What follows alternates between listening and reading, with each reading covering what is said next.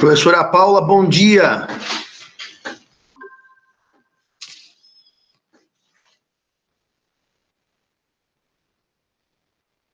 Libera o microfone, Paula. Seu microfone está travado. Tem razão. Certo. Então, tudo bem? Estou a ser... Tudo bem, minha querida amiga? Como estamos? Tudo, graças a Deus. Tudo bem. Sim, senhora. Então tá bom.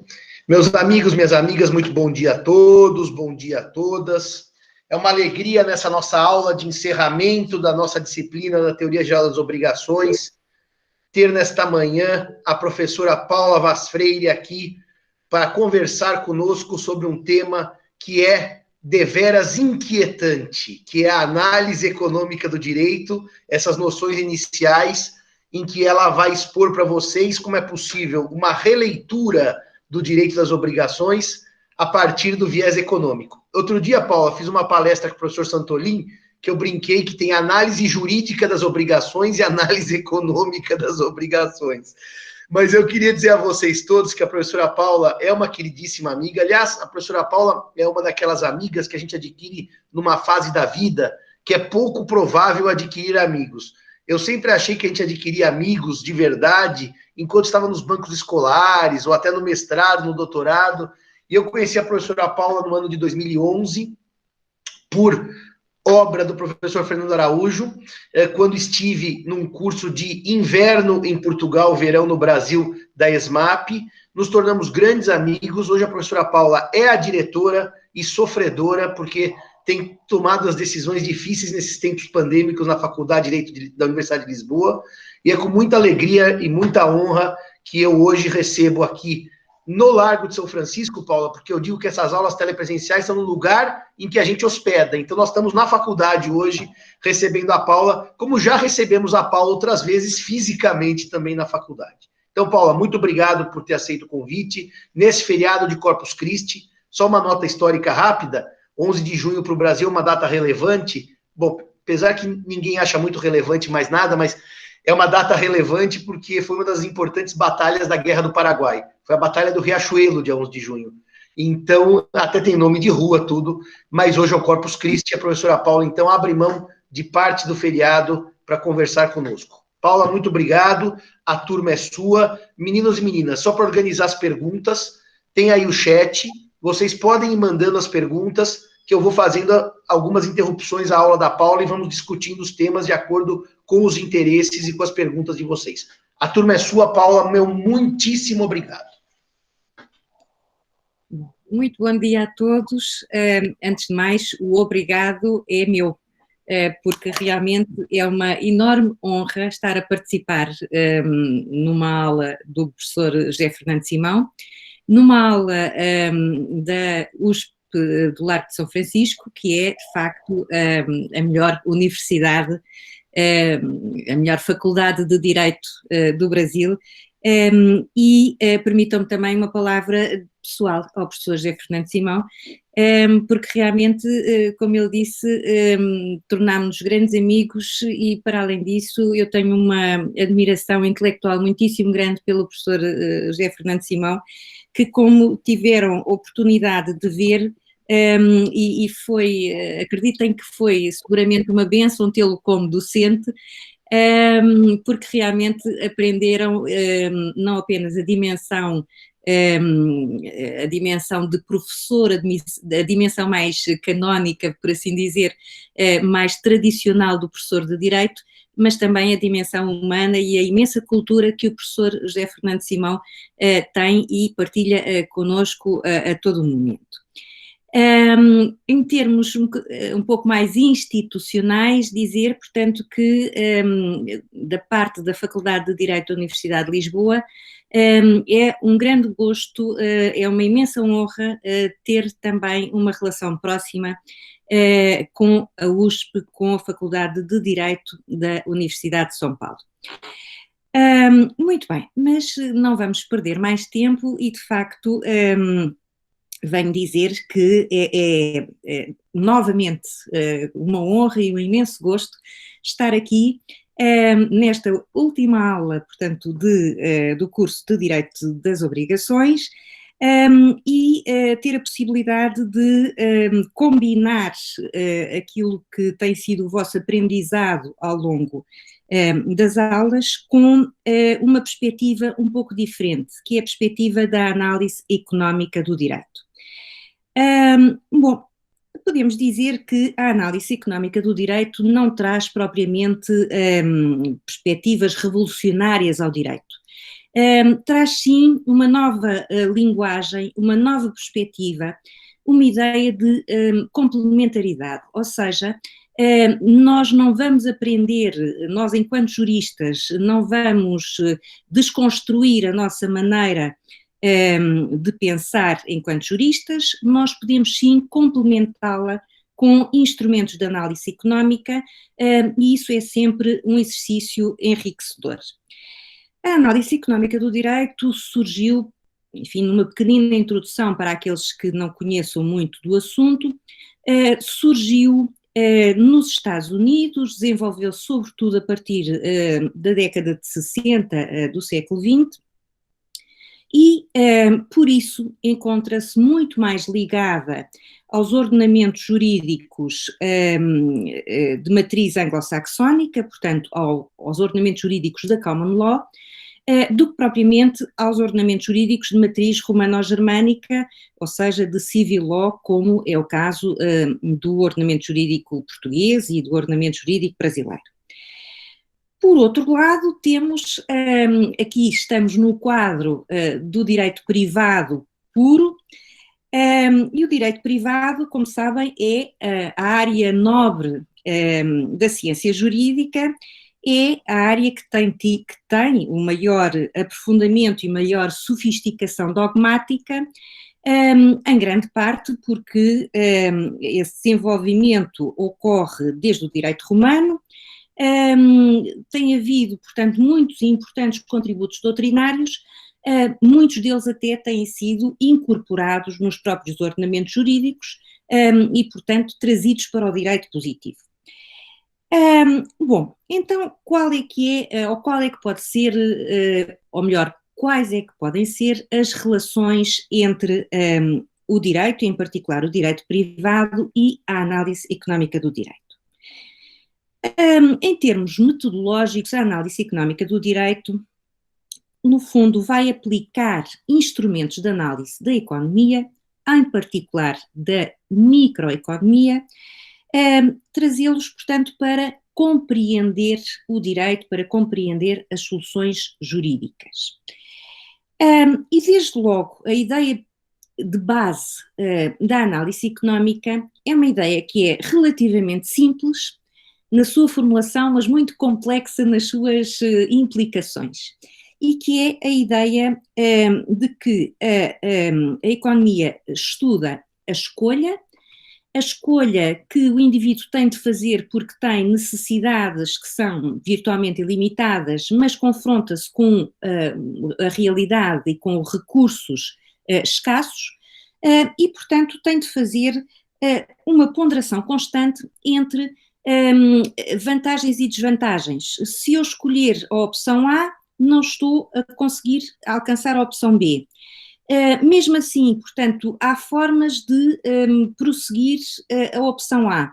Qual é que é a mais benéfica? Qual é que implica um menor esforço? Qual é que implica, portanto, uma utilização de recursos que não seja tão pesada, portanto, para satisfazer essa necessidade ou para, no fundo, nos fazer com sucesso aquele curso de ação. Portanto, na sua essência, é esta ideia de escolha, é esta ideia de, no fundo, de base de uma teoria geral da escolha, que se encontra como o ponto de apoio a partir do qual foi construída a ciência económica. Ora, se nós pensarmos bem, este pressuposto acompanha-nos em todas as facetas da nossa vida. Nós, portanto, não apenas na relação com a satisfação de necessidades materiais, que, enfim, desde as mais básicas, como comer, beber, etc., até, no fundo, outros aspectos, ou todos os aspectos da nossa vida, nós adotamos esta lógica, que é uma lógica de decisão, agora vou introduzir a palavra-chave, de decisão racional, e, portanto, este tipo de raciocínio acompanha a nossa vida emocional, familiar, social, e, portanto, há uma possibilidade de aplicar a lógica económica a todos os aspectos, portanto, a todas as áreas da vida em sociedade. E, portanto, é essa a principal riqueza, que até pode levar a um excessivo, enfim, uma excessiva expansão da ciência económica, mas, de qualquer das formas, há aqui algo que é muito importante. A economia começou a trabalhar esta lógica, essa lógica da escolha racional serviu de ponto de apoio para se sustentar a construção dogmática da economia enquanto ciência, e, por outro lado, chegou-se à conclusão, bom, isto é algo que é comum ao comportamento dos indivíduos. E, portanto, podemos utilizar, portanto, este prisma analítico para outras áreas do conhecimento. Bom, do ponto de vista individual, como já perceberam, de facto, nós somos orientados para a maximização dos nossos benefícios. Isto é, procuramos obter o máximo de vantagens com o mínimo de esforço. Do ponto de vista coletivo, aquilo que a análise económica começou por concluir é que cada um, prosseguindo o seu interesse próprio, está a contribuir para o melhor resultado da coletividade. E, enfim, embora não sendo verdade em todas as situações da vida, mas tendencialmente é assim. Se os empresários, por exemplo, portanto, se empenharem em construir empresas, criar empresas que funcionem bem, que funcionem de uma forma eficiente, o primeiro objetivo deles não é, enfim, o bem geral da nação. O primeiro objetivo é a obtenção de lucros, é, no fundo, conseguirem ter uma melhor situação para si, para a sua família, para aqueles que são mais próximos. No entanto, ao atuarem deste modo, estão a contribuir para que a sociedade, no seu todo, melhore. Bom, outro aspecto, ainda nestas considerações introdutórias, tem a ver com o facto de a análise económica do direito se desenvolver em duas vertentes, numa vertente descritiva, mas também numa vertente prescritiva. O que, aliás, não é estranho às ciências sociais. Portanto, numa vertente descritiva, haverá, no fundo, uma análise do direito vigente, das soluções normativas que estão perante o investigador, e a constatação, ou não, de que essas soluções normativas, aquilo que o ordenamento jurídico, portanto, postula num determinado momento, é ou não a melhor situação, a situação que conduz a uma maior eficiência. E é um dos nomes-chave da análise económica do direito, que foi o juiz norte-americano Richard Posner, que realizou este exercício, um pouco em termos inicialmente empíricos, que foi olhar para as normas fundamentais do ordenamento jurídico norte-americano e dizer assim, bom, a generalidade das normas são eficientes. São boas normas porque conduzem a um resultado coletivamente que, enfim, faz a diferença, contribui para a riqueza individual, mas também para a riqueza geral. Paula, desculpe te interromper, se algum aluno precisasse, se eu gostasse de ler alguma coisa do Posner, que é esse marco teórico americano, aqueles que não têm ainda afinidade com o tema, você tem alguma das obras dele para recomendar aos alunos que tenham interesse eventualmente em lê-lo? Chama-se mesmo Análise Económica do Direito. E, portanto, é a obra seminal, portanto, do Richard Posner. Muito bem. Ora, depois também temos a versão a versão ou a vertente prescritiva da análise económica, e que, no fundo, será o seguinte: bom, será olhar para as tais soluções que existem no direito positivo e dizer: esta não é uma norma eficiente, isto não é uma solução eficiente, nós temos e podemos mudar. E podemos aconselhar, então, o cientista, e nesta medida, portanto, será o jurista, ou jurista que tem, de facto, este arsenal teórico da análise económica do direito, que vai dizer: bom, esta norma não resulta. E temos à nossa volta muitos exemplos. Se calhar, daqueles exemplos mais expressivos têm a ver com a tributação.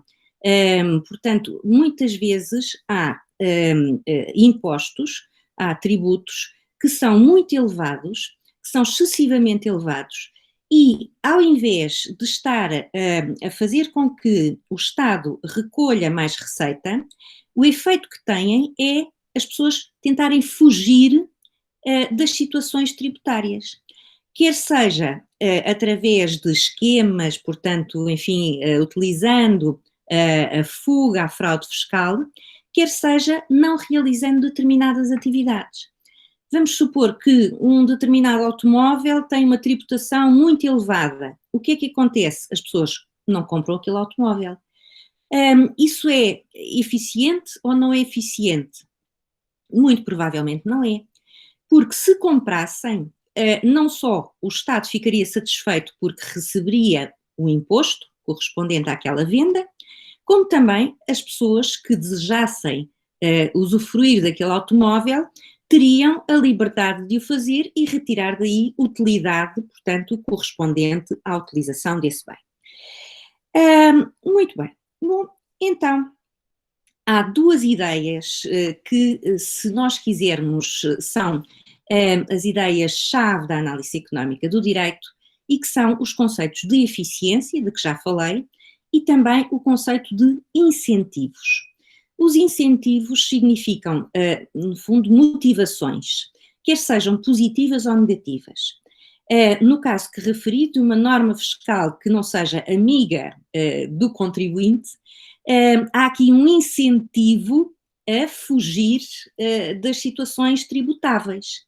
Portanto, incentivo pode ser uma coisa boa, pode ser algo que, por exemplo, um benefício tributário é um incentivo no bom sentido, por exemplo, a diminuição da tributação para realizar determinado tipo de investimentos tem um efeito virtuoso e tem um efeito de obtenção de maior eficiência, mas também é um incentivo, no sentido negativo, uma tributação desadequada, excessiva, e funciona, portanto, de forma que os agentes económicos se comportem de uma maneira não desejável, de uma maneira que não permite alcançar a eficiência.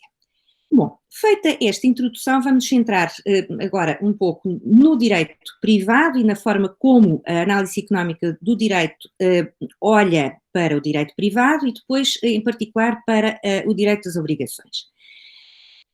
Como sabemos, o direito privado é um conjunto de normas de natureza substantiva, mas também de normas procedimentais, que permitem a afetação descentralizada de recursos. O que é que se quer dizer isto? O que é que se quer dizer com isto? Os recursos são sempre escassos, não é? Mas a gestão desses recursos não é feita de forma centralizada, isto é, não é feita pelo Estado. Nós podíamos ter um modelo, como já existiu em vários países, e eventualmente ainda existe, em que é o Estado a definir quem é que tem direito ao quê, o que é que se produz em cada momento numa sociedade, e, portanto, aí há muito pouco espaço para o direito privado, eventualmente para as relações familiares, enfim, até mesmo se for dado esse espaço, eventualmente também pode não ser. Mas, portanto, naquilo que é o comércio jurídico em geral, o direito privado é a moldura que permite uma afetação descentralizada dos recursos. Ou seja, os recursos passam de mão para mão entre privados e sem que haja a necessidade de uma autoridade central a definir quem é que usufrui a cada momento desses bens. Ora, isso significa que estamos num quadro de cooperação entre os indivíduos. Portanto, os privados cooperam entre si e porque têm um quadro jurídico que lhes dá a confiança suficiente para o fazerem. Porque têm direitos de propriedade bem definidos, porque os ordenamentos jurídicos definem como princípios fundamentais, por exemplo, a liberdade de iniciativa privada, o direito de empresa, e, portanto, essa moldura permite que as relações interindividuais se vão estabelecendo.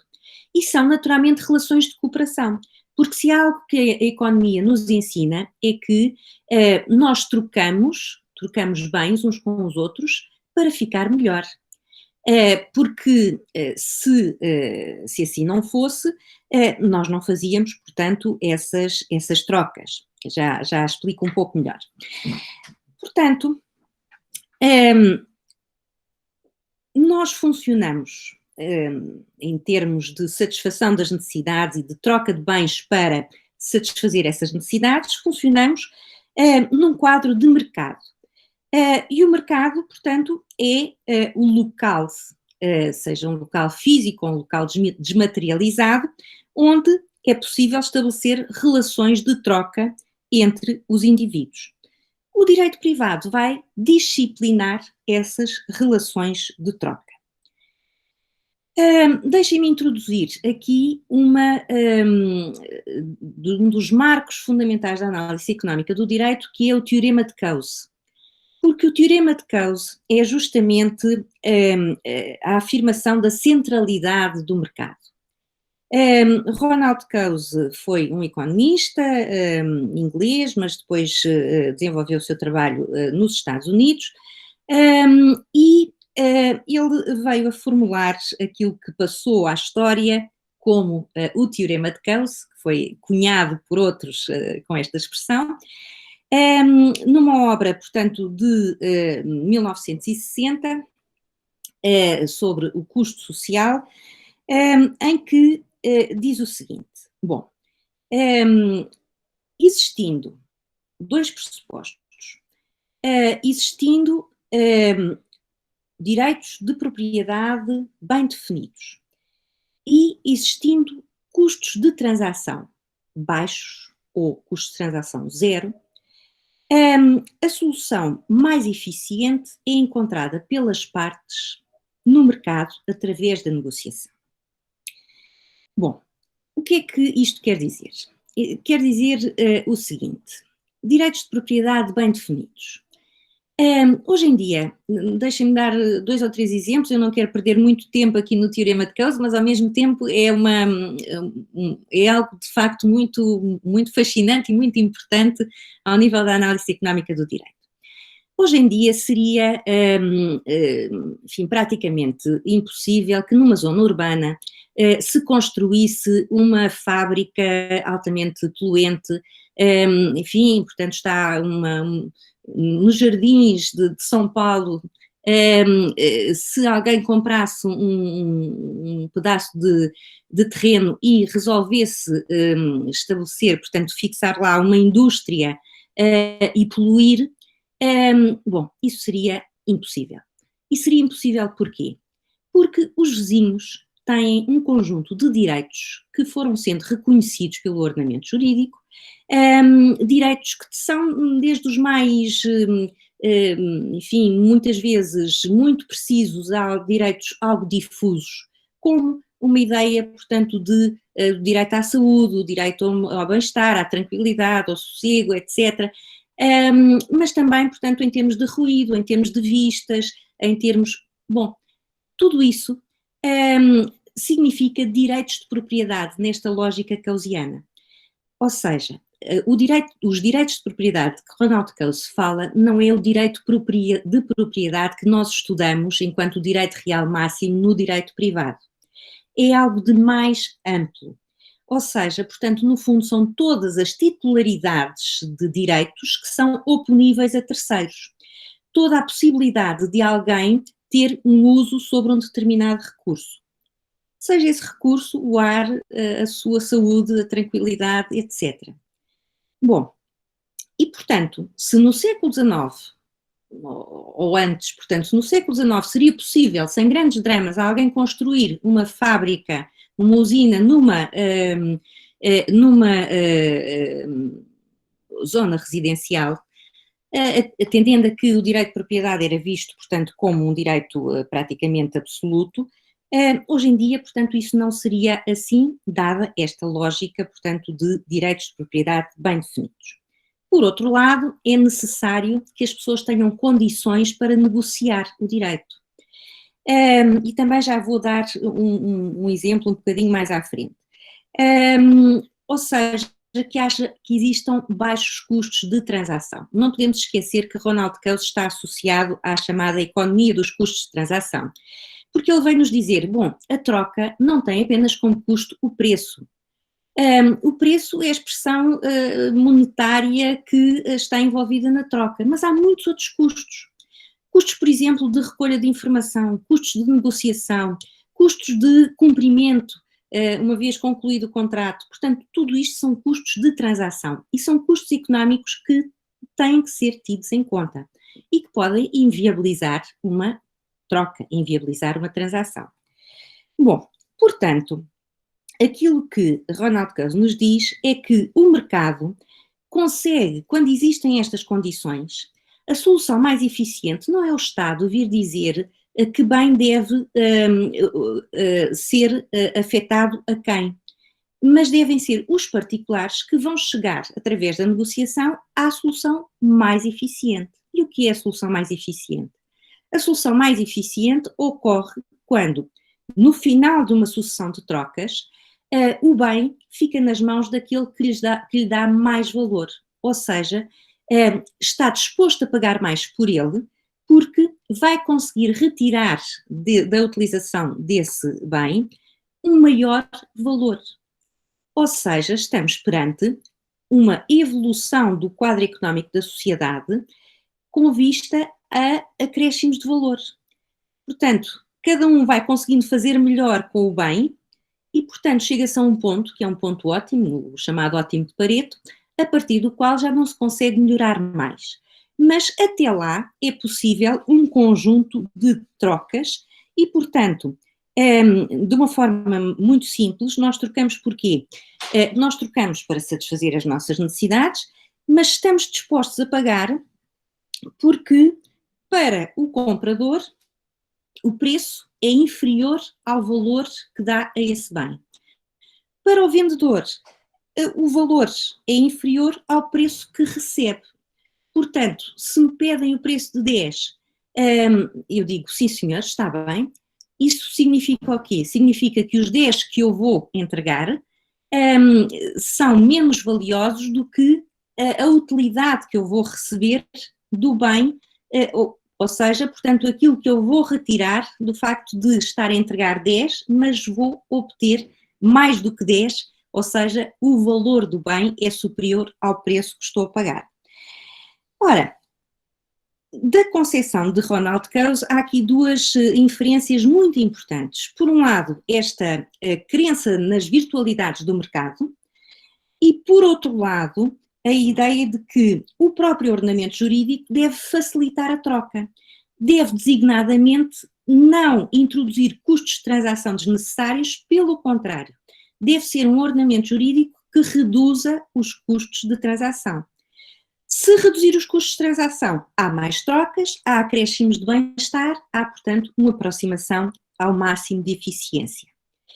Bom, o que é que se troca no mercado? No mercado trocam-se direitos de propriedade. Já referimos, portanto, que os direitos de propriedade, para a análise económica do direito, são, enfim, têm uma configuração mais ampla do que o direito de propriedade stricto sensu. No entanto, e como estamos aqui, portanto, numa análise eminentemente privatística, vamos olhar um pouco para o direito de propriedade como nós, os juristas, o estudamos, e, portanto, enquanto direito real. E como é que a própria análise económica vai olhar, portanto, para as normas que estabelecem direitos de propriedade. Na tradição do direito romano, os ordenamentos jurídicos procedem a uma tipificação fechada dos direitos de propriedade. Portanto, há um número de cláusulas de direitos de propriedade. Nós olhamos para os nossos códigos civis e, portanto, temos lá o elenco dos direitos de propriedade. E a cada um desses tipos corresponde um feixe de direitos. Direitos de uso, direitos de disposição, direitos de exclusão.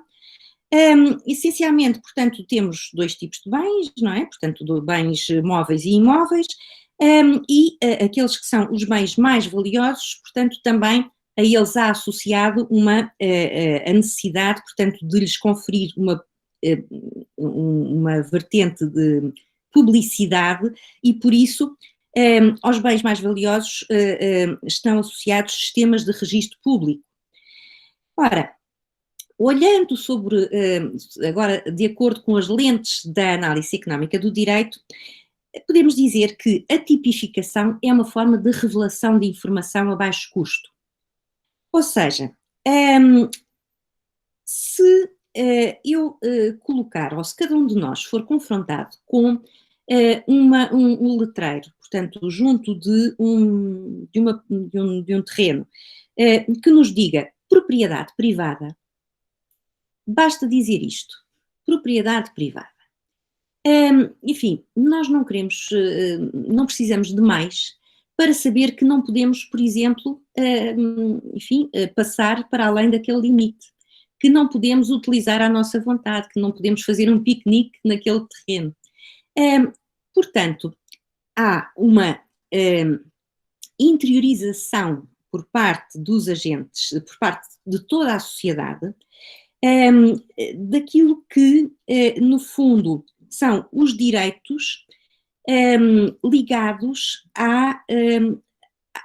portanto, ou por outra, aquele feixe de direitos de uso, de disposição, de exclusão, que estão associados a uma determinada forma que tem uma tutela jurídica. Portanto, indo um pouco atrás, trata-se de uma informação facilmente transmitida e compreendida por toda a sociedade e, portanto, a tipificação de direitos tem esta função, tem uma função de revelação de informação. Naturalmente que a maior parte das pessoas não são juristas, a maior parte das pessoas não compreende o que é um direito de propriedade em sentido, portanto, mais fino, mas compreende os elementos essenciais associados à propriedade privada. E, portanto, isso funciona porquê? Porque, de facto, existe uma sedimentação de uma tipificação, sempre com as mesmas características e que foi, dá muito, introduzida no direito privado. Paula, me permite uma interrupção no seu raciocínio, só para contar uma coisa aos alunos. Vocês ainda não estão no terceiro ano e não estudaram os direitos reais. Mas como a professora Paula disse, vocês sabem pelas nossas aulas de obrigações, os direitos reais são típicos. Ou seja, aquela lista, aqueles números clausos previstos no Código Civil. E no sistema brasileiro, por opção do legislador, assim como no português, os direitos reais são passíveis de registro prefeitus erga omnes. Os registros dos direitos reais sobre bens imóveis ocorrem no Brasil no que a gente chama de registro de imóveis, que o cartório é o prédio, e para bens móveis no registro de títulos e documentos. Então, a sistemática é exatamente essa no Brasil que a professora Paula expõe. Obrigado, Paula. Obrigada. Muito bem. Bom, então, portanto, temos esta função de revelação de informação a baixo custo, que é dada, portanto, pelo direito e pela tipificação dos direitos de propriedade. E também há aqui um outro aspecto que temos que introduzir e que enfim, todos também sabemos, que é a ideia de que não há direitos absolutos, não é? Portanto, há uma tutela jurídica, mas essa tutela não é absoluta. Enfim, sabemos que nos movemos no âmbito do direito privado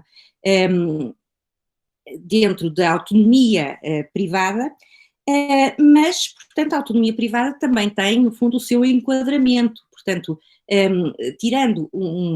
portanto, há uma moldura dentro da qual a autonomia privada pode ser exercida, portanto, uma limitação que advém, portanto, de várias considerações de interesse público, etc., e da relação com terceiros, naturalmente, que autolimita a autonomia, que limita a autonomia privada, não é autolimita, mas limita a autonomia privada.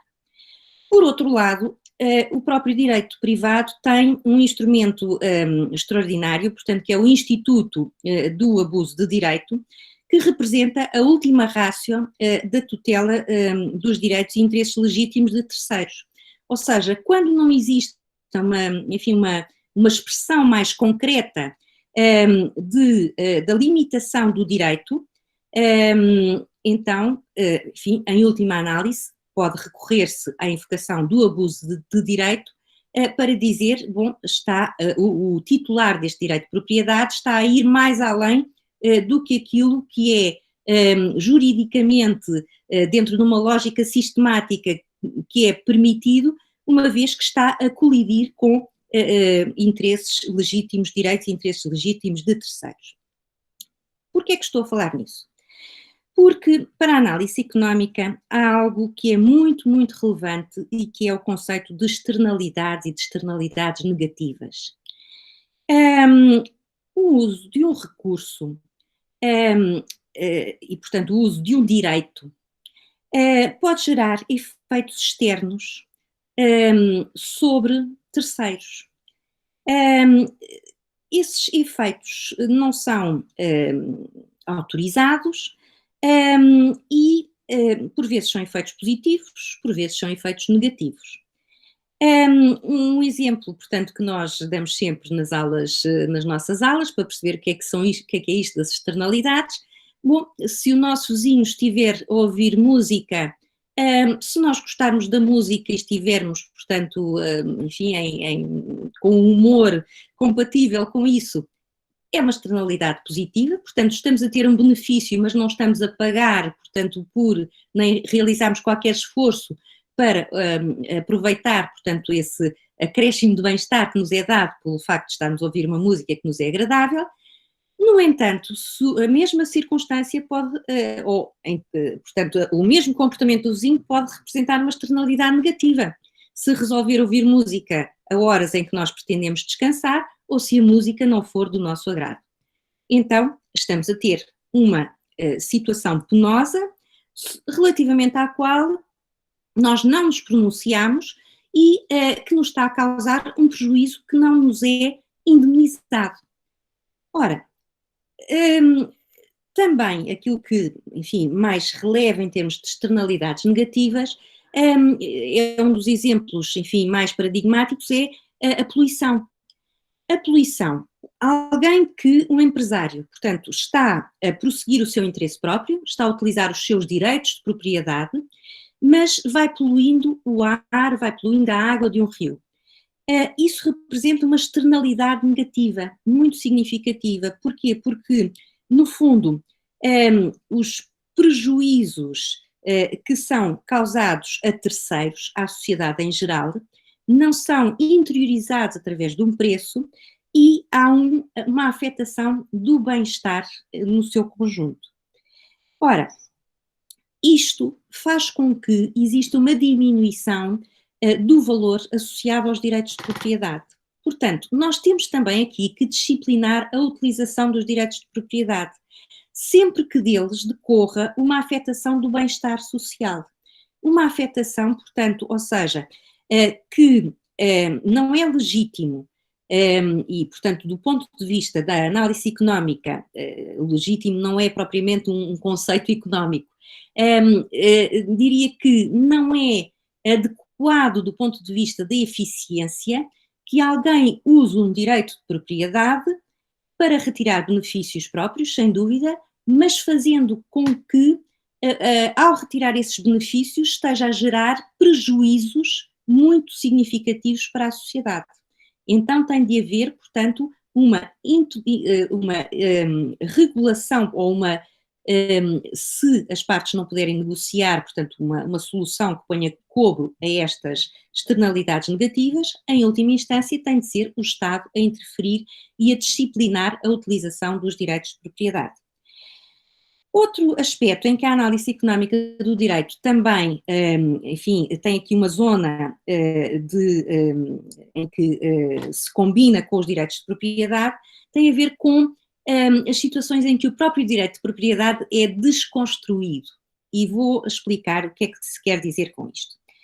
Há situações em que nem todas aquele feixe de direitos, direitos de uso, de disposição, de exclusão, se encontram necessariamente juntos. E pode haver um direito de uso que, se não for acompanhado de um direito de exclusão, perde a sua eficácia. Este problema foi também muito debatido pela análise económica através daquilo que ficou conhecido como a tragédia dos baldios. A tragédia dos baldios, ou a tragédia dos commons, portanto, a partir de um artigo de 1968 de Garrett Hardin, a tragédia dos baldios, no fundo, tem a ver com o seguinte, portanto, o exemplo que foi analisado era o exemplo dos pecuaristas, portanto, de uma que nas cidades inglesas, nas pequenas vilas inglesas, utilizavam zonas de pasto comuns e colocavam aí as suas ovelhas. Bom, iam colocando cada um, portanto, eram zonas comuns, não eram, portanto, propriedade de ninguém e era possível a utilização por todos. O que é que isto significava? Portanto, o direito de uso era pleno, mas o direito de exclusão não existia. O que significa é que, racionalmente, cada um vai querer colocar o maior número de ovelhas a utilizar aqueles pastos. Cada um, ao fazer isto, está a agir racionalmente. Está a tentar maximizar o interesse próprio, mas, ao fazê-lo, está a inviabilizar o interesse comum. Porquê? Porque rapidamente os pastos desaparecem, não há possibilidade de regeneração, portanto, dos pastos e a tragédia é essa mesmo, portanto, é a exaustão do recurso comum. Ele acabará por desaparecer porque ninguém cuida dele.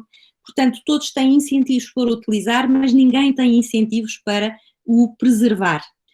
E por isso, portanto, há aqui esta situação em que, se não existir a combinação de direitos ou a definição de direitos de propriedade noutra forma, designadamente tornando esta propriedade comum em propriedade privada ou em propriedade pública, mas de qualquer das formas associando direitos de exclusão, ou eventualmente, como outros economistas já vieram avançar, as próprias comunidades conseguem, há soluções em que as comunidades conseguem, no fundo, chegar a soluções, mas isso pressupõe que existam determinadas condições, mas, dizia eu, isto é um bom exemplo em que, se os direitos não forem bem definidos, não há uma utilização de recursos de forma eficiente.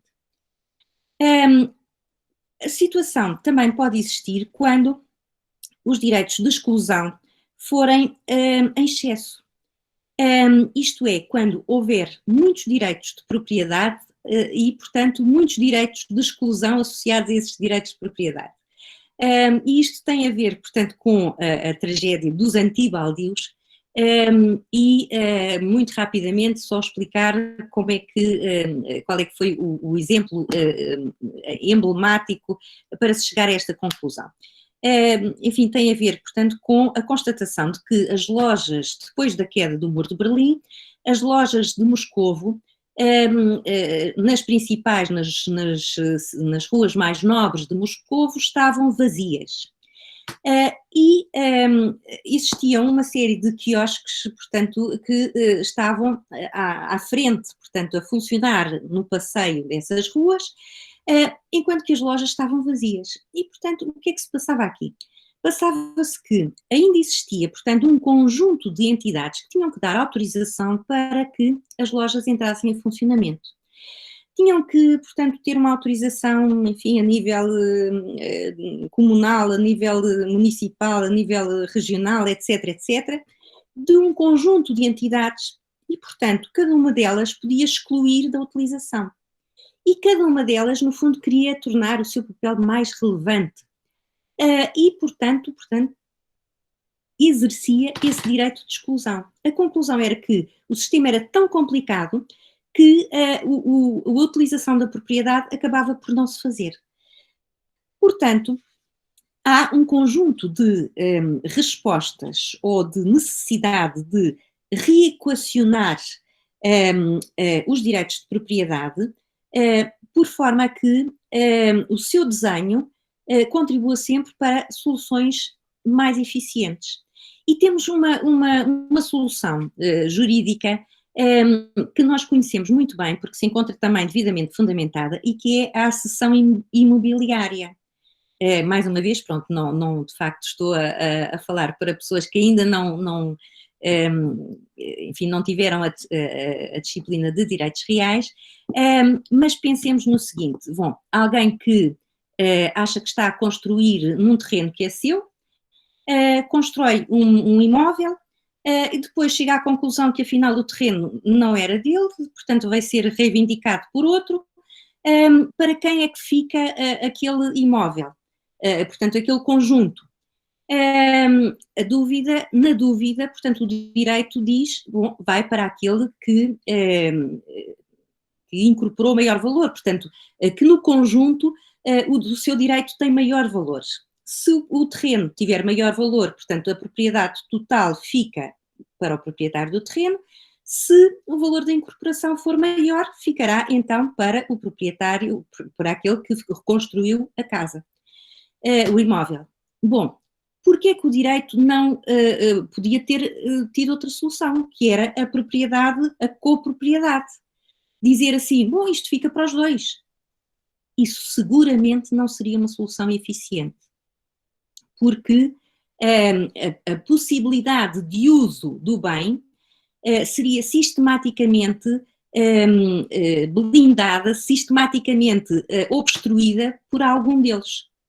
Porque eles de facto não estão em sintonia relativamente às finalidades e, portanto, se o proprietário do imóvel dissesse, bom, agora vou arrendar, vou vender, vou fazer... Não, o outro ia opor-se e, portanto, no fundo, existiria seguramente uma solução que não é a mais eficiente. E por isso o direito resolveu-a, e resolveu-a bem, no fundo, através desse critério de atribuir o direito pleno, o direito de propriedade pleno, àquele que, no fundo, tem o direito com maior valor. Bom, quanto ao direito das obrigações, o direito das obrigações é eminentemente relacional, portanto, assenta na escolha que os particulares fazem de que precisam de cooperar entre si. E a cooperação pressupõe um compromisso credível, isto é, para que as pessoas cooperem, elas têm que confiar umas nas outras. E têm que confiar também porque há um conjunto de normas que assegura as relações e assegura, portanto, que os compromissos se mantêm. Portanto, do ponto de vista da análise económica do direito, o direito das obrigações será um conjunto de normas que constitui um sistema de incentivos ao cumprimento. Portanto, traz-nos um conjunto de salvaguardas para enquadrar as relações de troca entre as pessoas. Desde logo, e temos, enfim, a principal fonte das obrigações são os contratos. Os contratos são acordos que, no fundo, concretizam a transferência de bens a baixos custos de transação. Portanto, podemos dizer, utilizando, enfim, esta linguagem que está a ser utilizada, que a forma jurídica da troca consentida é o contrato. Portanto, há aquela troca que é uma troca por se alguém rouba, se alguém esbulha, portanto, aí há uma troca, mas não é uma troca consentida, é uma troca, portanto, que não tem os elementos de ser uma troca voluntária. No âmbito dos contratos, nós estamos num quadro de relações consentidas, portanto, alguém que se envolve numa relação contratual, que, enfim, naturalmente não está sujeita, pressupondo as hipóteses patológicas de coação, não estando num quadro de coação, portanto, falo livremente. E falo porque associa à troca determinadas vantagens, porque fica melhor depois de trocar do que antes de trocar. Lá está, porque dá mais valor ao resultado da troca do que à situação ex ante. Bom, então, portanto, a forma jurídica da troca é o contrato. E as partes precisam, para contratar, precisam desde logo de ter um conjunto de informação que as permita, que permita que elas avancem para uma relação de troca. E, portanto, informação relativa às características dos bens transacionados, informação relativa ao preço, também informação sobre o comportamento da contraparte, aquilo que se espera que venha a ser o comportamento da contraparte. E, por exemplo, a reputação que os agentes económicos têm no mercado funciona muito como algo que vai tentar superar esta informação ou esta assimetria informativa. Mas vamos nos centrar naqueles dois aspectos iniciais. Portanto, as pessoas, para realizar uma troca, têm que saber as características do bem e têm de saber um elemento fundamental que é o preço. E o preço, se for um preço correto, ele vai sintetizar as características do bem. Portanto, o preço para os bens, se o preço for elevado, isso significa que o bem é de elevada qualidade, se o preço for mais baixo, enfim, o bem será de uma qualidade inferior. Nem sempre é assim, porque pode haver movimentos especulativos, mas tendencialmente o preço deve sintetizar as características do bem. Ora, mas quem é que sabe melhor avaliar o bem? Sem dúvida que é o vendedor. O vendedor é que conhece o bem. O comprador, portanto, no fundo, terá que confiar em determinados sinais. O preço, desde logo, mas tem também de confiar que existe alguma revelação de informação sobre características que ele, comprador, considera essenciais. Há, portanto, aquilo que nós chamamos uma assimetria informativa. Portanto, uma das partes no negócio tem mais informação do que outra. Ora, aquilo que nós conhecemos, que estudaram como deveres pré-contratuais de revelação de informação, procuram ultrapassar essa assimetria informativa. Esses deveres pré-contratuais, que no fundo são alavancados a partir de uma ideia geral de boa-fé, mas que também estão associados a consequências jurídicas nos ordenamentos jurídicos de civil law, não tanto nos de common law. Associamos a uma responsabilidade pré-contratual à culpa in contraendo, já são uma resposta do nosso ordenamento jurídico para dizer assim, bom, as partes devem, no fundo, estar conscientes daquilo que estão a trocar e, portanto, essa informação não deve estar apenas na posse do vendedor, há informação fundamental que tem que ser conhecida, normas que obrigam a essa revelação de informação, justamente para que a troca se faça em melhores condições, porque isso, se não for assim, vai haver uma erosão do contexto de confiança. E qualquer erosão do contexto de confiança, se as partes, portanto, sistematicamente estiverem a enganar umas às outras, se o vendedor, portanto, consegue uma primeira venda muito bem sucedida, à custa de enganar o comprador, se calhar consegue a segunda, a terceira, a quarta, mas haverá um ponto em que os compradores param e dizem assim, não se compra mais este bem, porque estamos a ser enganados.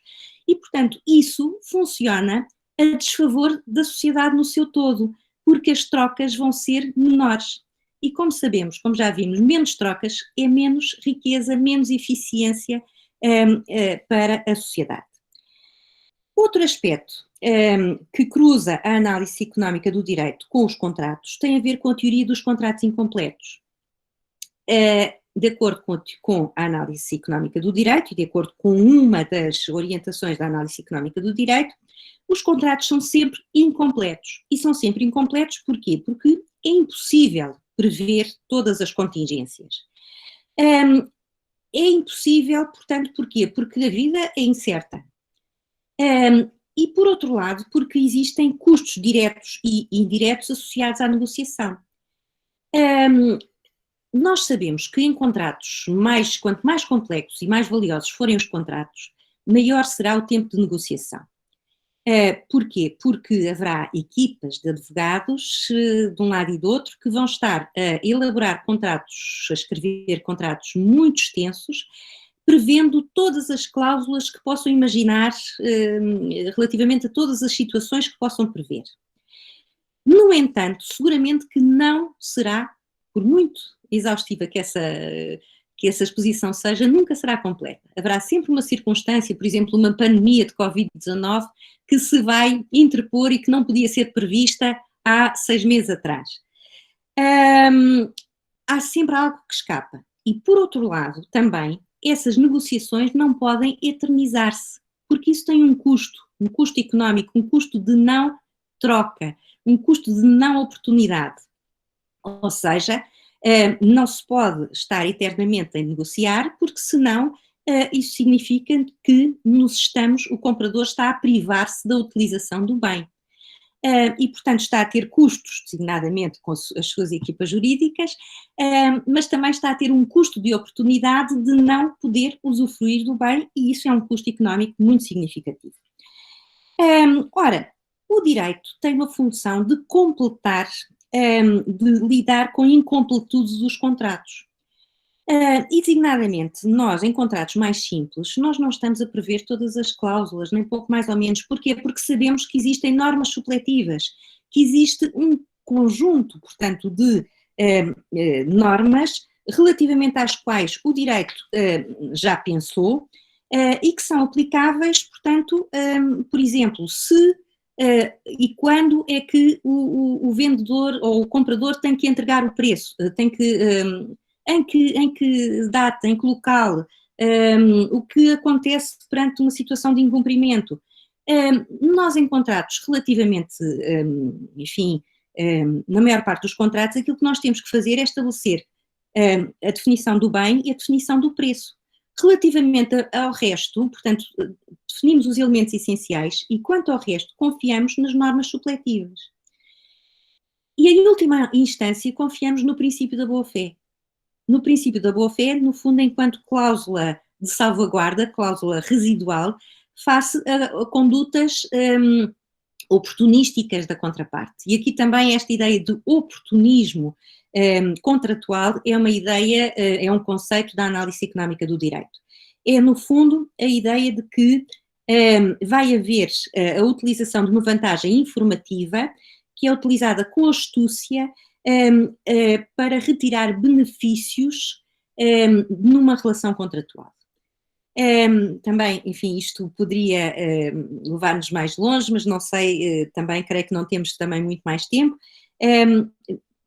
E referir apenas aqui outro aspecto. Temos outras fontes de obrigações, como sabemos, portanto, falámos sobre os contratos. Paula, antes de você mudar para eventualmente responsabilidade civil, eu dizia ontem na aula de graduação, que foi a última sobre a cláusula penal, exatamente a dificuldade que se pode ter para que eu complete o contrato no seguinte sentido: o Código Civil traz na cláusula penal como um limite máximo de indenização. Uma das partes pode querer, por contrato, estender essa indenização mediante prova do prejuízo. E a outra pode simplesmente não querer. Então, nesse momento, há um impasse contratual. E daí nós vamos ver se nós chegamos a um acordo, não chegamos, ou simplesmente deixamos aquilo sem decisão momentânea, com uma incompletude momentânea, para reduzir os custos de transação e que no futuro, daí as partes vão ver se fizeram bem ou mal. Mas eu dizia exatamente ontem essa questão de se ajustar. Se a cláusula penal deve ou não estar no contrato e deve ou não ser limitada. É exatamente o que a professora Paula dizia sobre decisões econômicas racionais e custos de transação. É só para completar minha aula de ontem. Exatamente, isso mesmo. Claro, claro. Portanto, há de facto essa ponderação que tem que ser feita e é feita. Normalmente, muitas vezes não é de forma, naturalmente de uma forma muito consciente, como a estamos aqui a conceptualizar, mas claro que ela está incorporada no raciocínio, na atuação, portanto, dos agentes económicos e na atuação dos juristas. Bom, muito bem, já encaminhando para o final, o direito das obrigações, portanto, falando sobre outras fontes de obrigações, podemos dizer que este ramo do direito também cria contextos de cooperação entre estranhos. Como, por exemplo, as figuras da gestão de negócios e do enriquecimento sem causa acabam por ser, no fundo, formas, enfim, do direito realizar, portanto, dar aso a esse contexto, mesmo que as partes, enfim, não tenham deliberadamente tido, ou que as partes tenham tido a deliberação de se relacionarem nessas circunstâncias. Muito bem. No fundo, tanto a gestão de negócios como o enriquecimento sem causa acabam por ser a criação de situações quase contratuais, isto é, a criação de um resultado próximo daqueles que as partes poderiam ter acordado ex ante, se tivessem tido a oportunidade de se sentar, de falar, de acordar, e, portanto, dizer assim, bom, se tal acontecer, pode agir em meu nome, faça isto ou faça aquilo.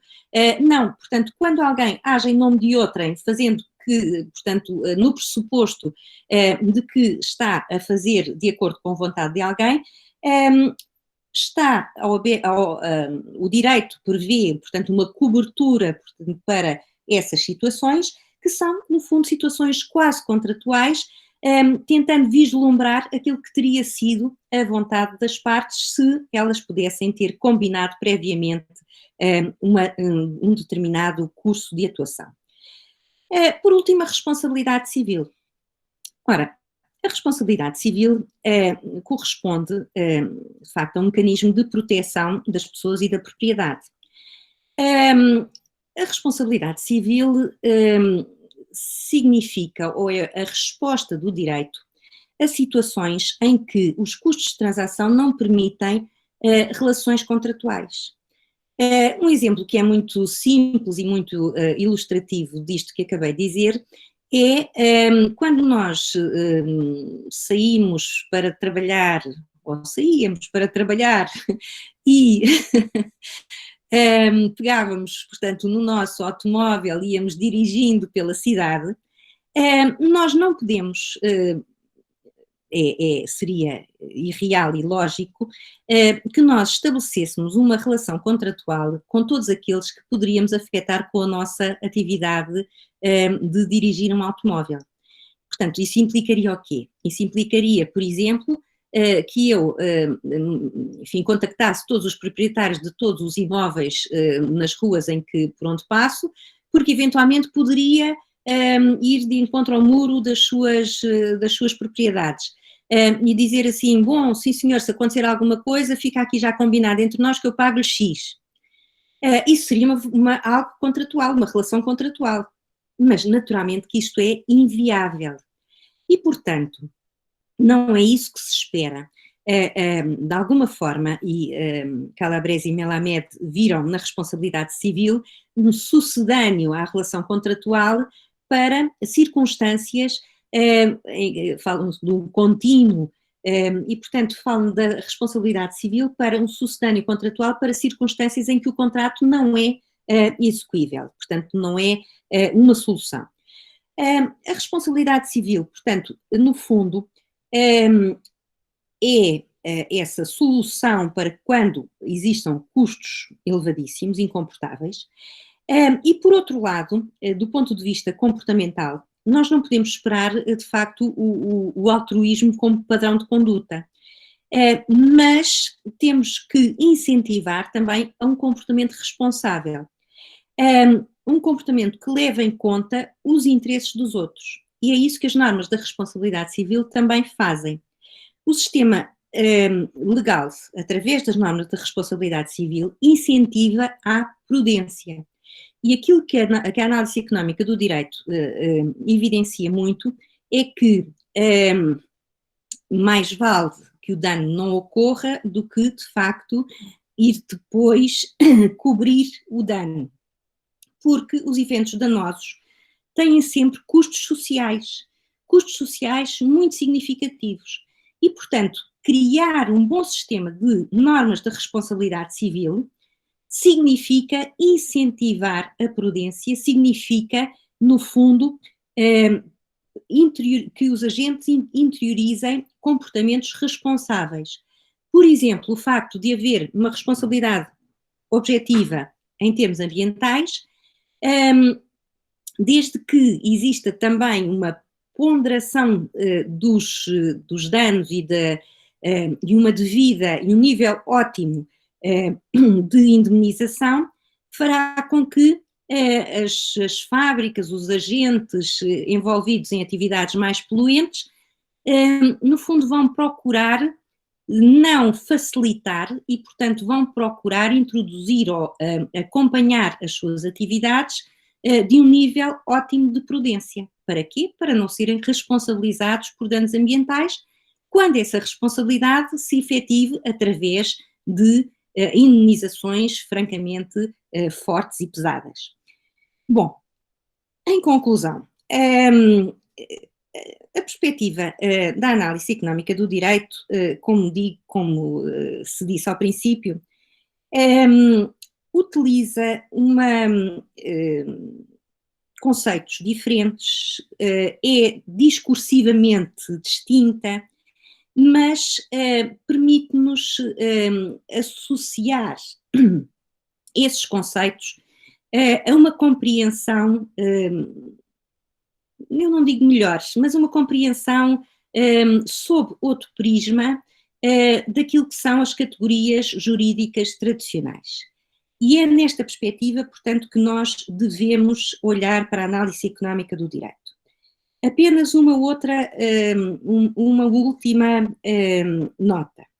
A ideia de que estamos perante uma análise eminentemente consequencialista, em que a existência e a adesão à norma não decorre de um imperativo de conduta fundado em termos éticos ou morais, mas da eficiência dos efeitos.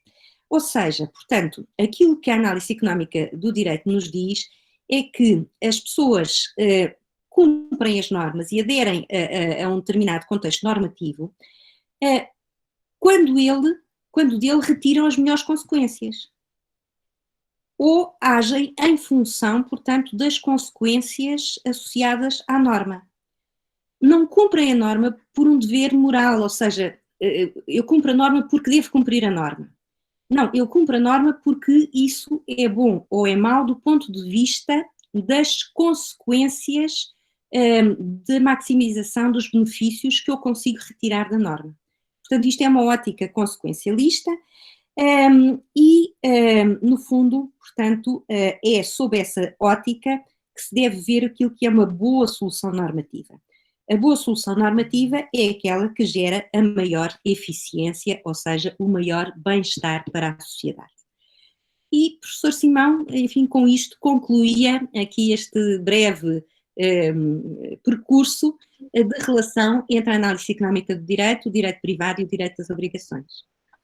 Olha, como sempre, professora Paula, é uma alegria ouvi-la, porque eu digo assim, poucos professores, aliás, vou mudar a frase, muitos professores têm uma qualidade acadêmica e de pesquisador, que são qualidades que lhes são intrínsecas, muitos, mas poucos têm essa capacidade de estudar temas, produzir obras de relevo e depois transmitir os seus estudos e seus conhecimentos de maneira tão simples e ao mesmo tempo tão profunda. Eu sempre fico encantado quando eu ouço a professora Paula falar, porque a professora Paula é daquelas professoras que a clareza é tão grande que você pega o fio da meada e compreende exatamente 100% do raciocínio. Eu agradeço muito e eu queria dizer duas coisas antes de passar a palavra para os alunos tiverem alguma pergunta a fazer, e não precisam ter timidez, porque a professora Paula é professora, não é palestrante. Então, ela está absolutamente aberta às perguntas. Quem nos assiste hoje, professora Paula, são dois amigos comuns que você conhece, o Marcelo Cairala e o Marcelo Matos, de Minas Gerais, nosso querido Marcelão. Nos assistem hoje aqui, estão aqui mandando abraços à professora Paula. E, meninos e meninas, alguém quer fazer alguma pergunta? Senão, eu vou falar para o Cairala fazer alguma pergunta ou para o Marcelão fazer alguma nota para dar a palavra para eles. Mas se vocês tiverem alguma dúvida para compreensão... Paula, talvez o livro em língua portuguesa mais simples para compreensão do fenômeno da análise econômica, qual seja? É justamente o livro do Edgen McKay, de Análise Económica do Direito, que foi traduzido, portanto, com a ajuda da professora da USP... Raquel Stein. Raquel Stein, exatamente. É essa a obra, portanto, que é a mais compreensiva, portanto, no sentido de estabelecer, portanto, uma visão geral, mas também, ao mesmo tempo, dar muitas pistas para aprofundamento. Portanto, Edgen McKay, que é um eminente cultor da análise económica do direito canadense, e, portanto, tem a sorte de ter essa tradução da professora Raquel Stein, que é muito boa. O professor Araújo também sempre indica essa obra com essa tradução da professora Raquel Stein. Ninguém quer fazer nenhuma pergunta à professora Paula, nenhuma dúvida, nenhuma ideia a mais para a gente debater hoje? Marcelão, quer falar alguma coisa? Gabriel, pode abrir o microfone e pergunta à professora, a nossa última aula do curso, pode abrir por voz e fazer a pergunta. Depois o Cícero fala.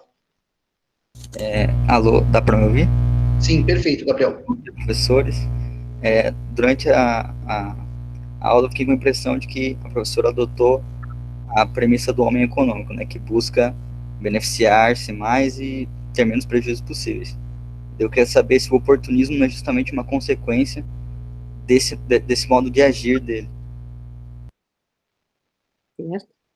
Posso responder já? Gabriela, obrigada pela questão, que é muito interessante, mas há uma distinção aqui. O comportamento do homo económicos, portanto, o comportamento económico, o comportamento racional, é algo que é transversal. Ou seja, qualquer que seja, no fundo, e a noção de racionalidade económica é uma noção que ainda, enfim, há um longo debate em torno dessa ideia de racionalidade económica. Mas, sem dúvida, que há uma verdade e uma validade da ideia de que o homem prossegue o interesse próprio. Mas isso é um pouco diferente do oportunismo. O oportunismo significa o tirar vantagem, o enganar, portanto, o tirar vantagem com astúcia. Enganar não é tanto no sentido, portanto, de, enfim, sempre malévolo. Eu vou-lhe dar um exemplo muito claro. Vamos imaginar que o Gabriel é empresário, tem uma empresa que produz sapatos em São Paulo e quer expandir as suas vendas e quer ter, portanto, vendas no Rio de Janeiro. O que é que pode fazer? Pode, por exemplo, dizer assim, contratar alguém e dizer, eu vou pagar um ordenado, portanto, um salário muito elevado, e você vai para o Rio de Janeiro e faz o melhor que pode para vender os meus sapatos. Ora, tem aqui um problema. Tem um problema que é um problema da simetria informativa. Ou seja, não pode estar ao lado da pessoa que contratou para estar no Rio de Janeiro. Está a pagar-lhe muitíssimo bem. aquilo que essa pessoa lhe vai dizer é que fez todos os contactos possíveis, portanto, tem um esforço comercial extraordinário, mas o Gabriel não tem a certeza se isso acontece. E, portanto, essa outra pessoa pode agir oportunisticamente. Pode estar a dizer-lhe que está a fazer algo e, efetivamente, não estar. Ou seja, portanto, está a utilizar a seu favor uma vantagem informativa. Só ele é que sabe o que é que está a fazer. O Gabriel não... Paula, Sim? Paula, desculpe te cortar. Os alunos que estão com a câmera desligada podem estar nesse momento fazendo outras coisas e simplesmente presentes virtualmente e não dá para controlar o que está acontecendo, mas não é verdade? É uma assinatura. Eles têm uma vantagem de informação que nós não temos. Nós não sabemos o que eles estão fazendo nesse momento. Exatamente. Se calhar nem queremos saber, Sr. Professor. Não, estão todos aqui seguramente. Bom, então, o que é que pode fazer? Portanto, aqui tem uma situação, está a perceber, que é uma situação diferente. Obviamente que é legítimo que alguém queira prosseguir o seu interesse próprio e o vendedor que tem no Rio de Janeiro é racional e, portanto, quer fazer o melhor para si próprio, mas ao mesmo tempo há aqui um fenómeno que é um pouco diferente, que é utilizar na relação contratual uma vantagem informativa para retirar vantagem à custa, portanto, dessa assimetria. E, portanto, aquilo que acontece normalmente nestas situações é o quê? Não é a contratação nestes termos, é a contratação em termos de, enfim, não sei se a linguagem é a mesma no Brasil, mas em termos de comissão, portanto, de funcionar com um percentual das vendas. Ou seja, eu contrato alguém que vai para o Rio de Janeiro, a quem eu dou um salário base, porque senão também não ia para o Rio de Janeiro, porque não sabe, há incerteza, portanto, de, enfim, eu vou com tudo à minha custa, não pode ser. Mas depois há uma remuneração variável em função do esforço. E aí já consegue alinhar os incentivos, já consegue diminuir o oportunismo nessa relação contratual. Não sei se me fiz entender, Gabriel. Obrigada. Tá perfeito, Paula, perfeito. Me diga uma coisa, eu estava conversando aqui no chat com um aluno e eu queria saber qual é a relação entre análise econômica e conservação do negócio jurídico, porque nós vivemos tempos interessantes de grande revisionismo contratual por conta da pandemia e também de grande resolução contratual por conta da pandemia. Então, há os dois aspectos, a extinção do contrato e a conservação do contrato. Como é que a análise econômica negocia visualiza esta questão da conservação e, eventualmente, de um dever de renegociar, que eu, Simão, sou bastante crítico? Eu queria que você desse uma palavrinha rápida sobre esses dois aspectos. Certo. Sim? Pode falar, Paula, está me ouvindo? Está me a ouvir? Perfeito, perfeito. Sim? Agora estou... Sim, agora voltei. Muito bem. Eu acho que percebia o essencial da questão. Há uma corrente na análise económica do direito que diria perentória, que é, no fundo, a ideia, portanto, de incumprimento eficiente do contrato, que as situações em que há um desequilíbrio contratual tão grande que se justifica o incumprimento, que é mais eficiente incumprir o contrato do que manter-se na relação contratual. Portanto, a ideia do incumprimento eficiente. Portanto, muitas dessas circunstâncias, à luz da análise, portanto, muitos dos problemas que, no fundo, tem debatido seguramente nas suas aulas, à luz desta concepção, significariam o termo dessas relações contratuais. Porque, portanto, mesmo que exista, portanto, o pagamento eventualmente de cláusulas penais, etc., seria mais eficiente, feitas as contas, desligar de uma relação contratual do que mantê-la, porque os pressupostos, portanto, de repartição de ganhos alteraram-se completamente. Agora, isto tem sido também muito debatido, esta teoria, que é uma teoria um pouco radical, não é? Porque tem um reverso da medalha, que é muito significativo, que é as relações de confiança vão se deteriorando se assim for. Não sei se estou a ser ouvida. Estou? Sim? Está sim, Paula. Perfeito, perfeito. Sim? Sim, perfeito. Estava a dizer, portanto, que isto tem um outro aspecto negativo, que é as relações de confiança vão sendo deterioradas.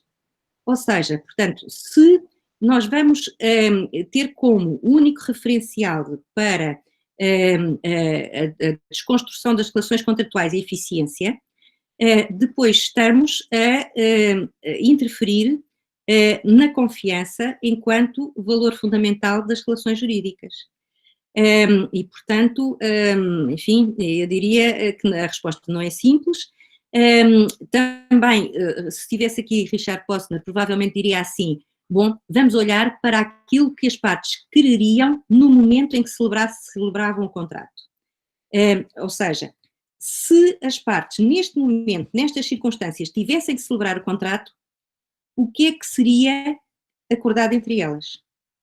Portanto, vamos, no fundo, fazer esta ficção temporal e dizer, portanto, agora estamos perante o Covid, estamos neste momento, então queremos o contrato em que termos.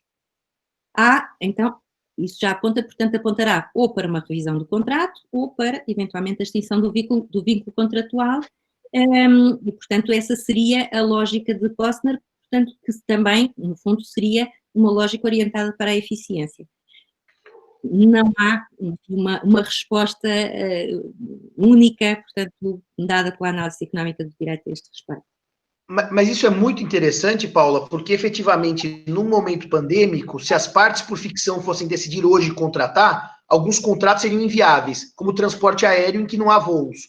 Então, se for partir da lógica de Posner, o que as partes quereriam, nesse momento haveria alguns contratos impossíveis. Então, seria a força maior para a extinção dos contratos anteriormente firmados. Por outro lado, tem contratos que, evidentemente, haveria uma questão de preço, porque eu alugar uma loja que não há movimento, porque ela está fechada por conta do fechamento do centro comercial, certamente não pagaria o aluguel integral. Poderia pagar um aluguel a menor nesse momento, esperando a abertura do negócio. Como, aliás, está ocorrendo no Brasil. Muitas pessoas estão alugando imóveis fechados. Por que fechados? Porque estão esperando a abertura para começar suas atividades econômicas. Então, essa solução é muito interessante. Uma ficção de o que as partes quereriam se tivessem contratado já com a pandemia ocorrendo. Isso é muito interessante. Isso é muito interessante. O Cícero é meu orientado de mestrado, Paula, vai ser o nosso último perguntante, participante, para depois a gente liberar a professora Paula, porque como hoje é feriado, a professora Paula ainda vai aproveitar para caminhar pelas ruas de Caxias, fazer o seu exercício matinal e depois preparar o almoço com o Dr. Paulo, com os dois filhos, com o Miguel e o Nuno. Eduardo. Esqueci o segundo. O Miguel é mais meu amigo aqui pelo Facebook, o Miguel e o Duarte. Então, Cícero, com a palavra, faça sua pergunta para a professora Paula. Ele é meu orientado de doutorado, Paula, o Cícero. Bom dia. Me ouvem? Sim, perfeito, Cícero. Bom dia, professora. Bom dia, professor Simão. Minha dúvida é em relação à judicialização de algumas questões no Brasil. Qual o custo disso e como a análise econômica do direito trata essa questão. Por exemplo, nós temos em relação ao transporte aéreo, uma empresa que presta serviço tanto no Brasil como nos Estados Unidos, ela opera 5.000 voos nos Estados Unidos e teve apenas 130 ações judiciais intentadas contra ela no período de um ano. No Brasil, ela opera 5 voos diários e nós tivemos 1.300 ações judiciais no ano contra essa empresa. De um lado, pode-se defender que a responsabilidade civil exerceria uma função preventiva, né? Então, a empresa passaria, a partir dessas indenizações, a respeitar de forma melhor os direitos dos passageiros. De outro lado, poderia-se advogar também a tese de que, na verdade, esse custo a mais é repassado aos passageiros, esse custo da judicialização. Como é que a análise econômica do direito vê esses dois lados da moeda? Qual seria a melhor solução nesse caso? Obrigado, professora. Obrigado, Cícero. Paula, com a palavra. Muito obrigada. Bom, realmente a sua conclusão faz todo sentido. Estes custos irão necessariamente para alguém, e que será o consumidor. E, portanto, haverá uma repercussão de custos de operação, de custos de funcionamento associados a mais demandas judiciais. De facto, se a judicialização for excessiva, isso é ineficiente. E é ineficiente porque estamos a retirar recursos de atividades produtivas para atividades, portanto, que, enfim, podem comprometer-se ou comprometem, se o sistema for ineficiente, comprometem o próprio desenvolvimento da atividade económica. Aliás, até há estudos muito interessantes da organização da OCDE que revelam, portanto, o funcionamento do sistema judicial como um dos custos de contexto principais para a atração do investimento. E, portanto, se o sistema judicial funciona bem, funciona de uma forma rápida, não há, portanto, um contexto de grande litigiosidade, isso é mais atrativo para o investimento estrangeiro do que, naturalmente, enfim, situações como a brasileira ou como a portuguesa, em que, de facto, os sistemas judiciais não funcionam da melhor forma. A análise económica olha para a judicialização sob várias perspectivas. Por um lado, pode ver, portanto, como uma utilização, uma sobreutilização de um recurso comum que está, no fundo, também a ser exaurido. Isto é, cada um que demanda, que interpõe uma ação judicial, está a, no fundo, interferir no sucesso que os outros tenham, porque irá contribuir para a demora do sistema judicial. E, portanto, o facto de cada um racionalmente querer demandar está a contribuir para que o resultado global não seja o melhor, porque o sistema está cada vez mais pesado e, portanto, a resolução das demandas demora cada vez mais tempo. E estão aqui custos de não decisão, de situações que muitas vezes significam, portanto, demandas judiciais em que os recursos estão parados. Enfim, quantos imóveis, se calhar, nas cidades, se foram objetos, estão a ser objeto de litígio e estão a degradar-se e não estão a ser utilizados porque a demanda judicial demora 5, 6, 7, 10 anos. Isso significa, portanto, que não estamos a contribuir para a eficiência. Por outro lado, referiu, portanto, o próprio sistema de responsabilidade civil. Bom, e aqui, portanto, retomo um pouco aquilo que disse anteriormente. Naturalmente que quanto mais apurado for o sistema de responsabilidade civil, quanto mais incentivos eu tenha para que não exista a ocorrência de situações geradoras de danos, menor será a pressão sobre o sistema judicial.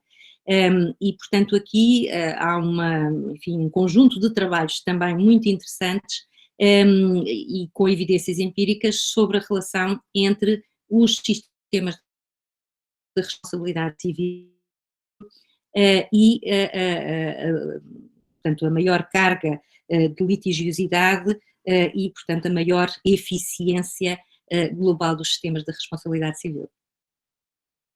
E é isso.